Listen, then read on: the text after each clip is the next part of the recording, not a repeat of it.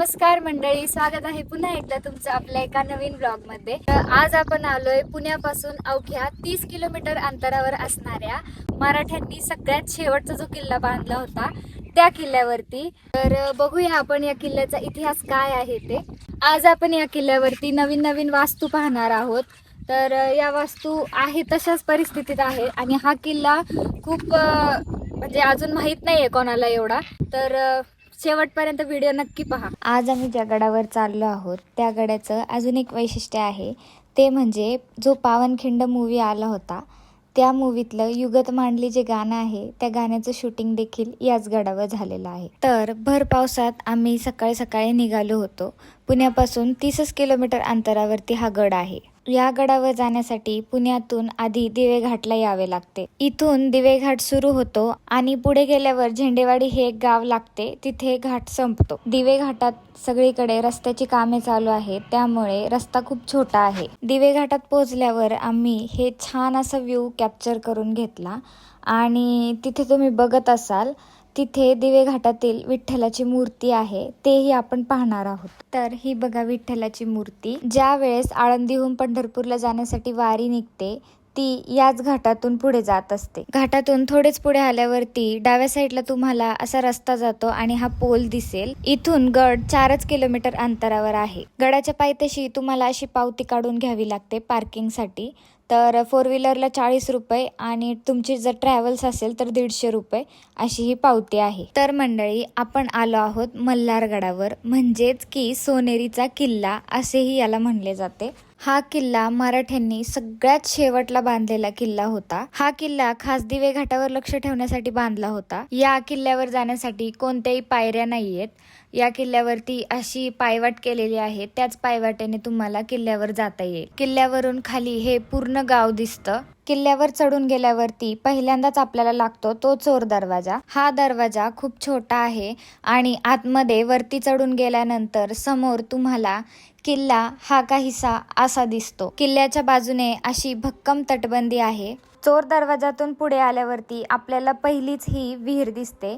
ही सध्या आता कोरडी आहे। गडावर पाण्यासाठी 2 विहिरी आणि 1 तलाव आहे, त्यातलाच हा एक तलाव आहे। पूर्वी लोक याच तलावातील पाणी पिण्यासाठी वापरत असायचे। आता तलावाच्या बाजूनेच हा एक आतमध्ये रस्ता जातो। तर हा दरवाजा होता झेंडे आकाराचा, तो आता पूर्णपणे नष्ट झालाय। तर इथूनच पुढे जाता येते आपल्याला। हा किल्ला तसा बराच मोठा आहे आणि किल्ल्यावर काही काही अवशेष अजून आहे त्या परिस्थितीतच आहेत। किल्ल्यावर असे जागोजागी बोर्ड लावले आहेत जेणेकरून किल्ल्याचे पावित्र्य राखता आले पाहिजे। आता हे जे तुम्ही पाहताय इथे पूर्वी मोठ्या मोठ्या वास्तू उभ्या होत्या आणि इथेच धान्यांचे कोठार आणि तळघर होते। पुढे गेल्यावरती आपल्याला हे एक तळघर पाहायला मिळते।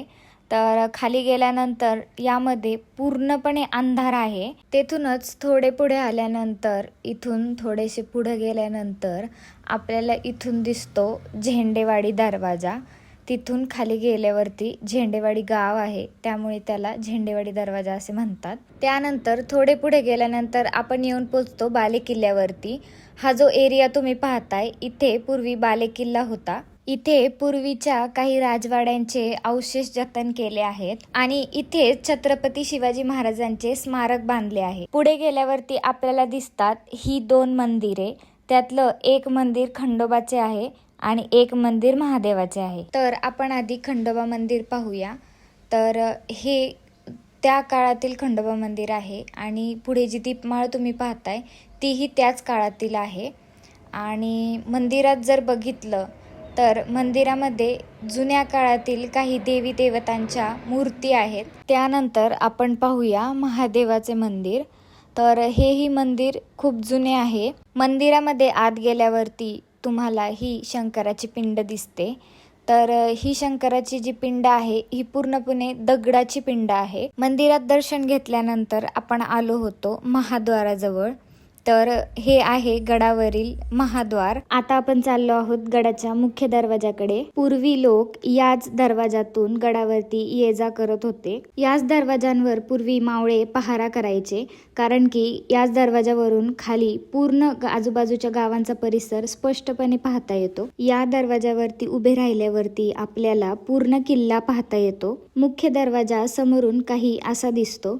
आणि तुम्हाला मी सांगितलं होतं की पावनखिंड या मूवीमधलं जे युगत मांडली गाणं आहे ते देखील याच लोकेशनला शूट झालेलं आहे. याच कपाऱ्यांमध्ये बसून ते शूट केलेलं आहे. या पायऱ्यांवरती देखील काही काही गाण्याचे शूट केलेले आहेत. हा दरवाजा गडाचा मुख्य दरवाजा आहे. या किल्ल्याचे बांधकाम करत असताना एका ठिकाणी कुदळीचा घाव घातल्यानंतर त्या ठिकाणाहून रक्त वाहू लागले. त्यानंतर सरदार भीमराव पानसेंनी खंडोबाला साकडे घातले. किल्ल्यावरती खंडोबाचे मंदिर बांधण्याचा संकल्प केला आणि त्यावरूनच या किल्ल्याला मल्हारगड असे नाव पडले. हा किल्ला इसवी सन 1757 आणि 1760 या काळातील आहेत. हा मराठ्यांनी बांधलेला सगळ्यात शेवटचा किल्ला आहे. यानंतर महाराष्ट्रात कोणतेही किल्ले बांधले गेले नाहीत. आम्ही तर हा पूर्ण गड फिरलो. तुम्ही जर गडप्रेमी असाल तर या किल्ल्याला नक्की भेट द्या. आणि तुम्हाला आमचा मल्हारगडाचा प्रवास कसा वाटला आम्हाला कमेंट करून नक्की सांगा. आणि अशाच नवीन व्हिडिओज पाहण्यासाठी आपल्या मिस्टर अँड मिसेस धनवडे या चॅनलला सबस्क्राईब करायला विसरू नका.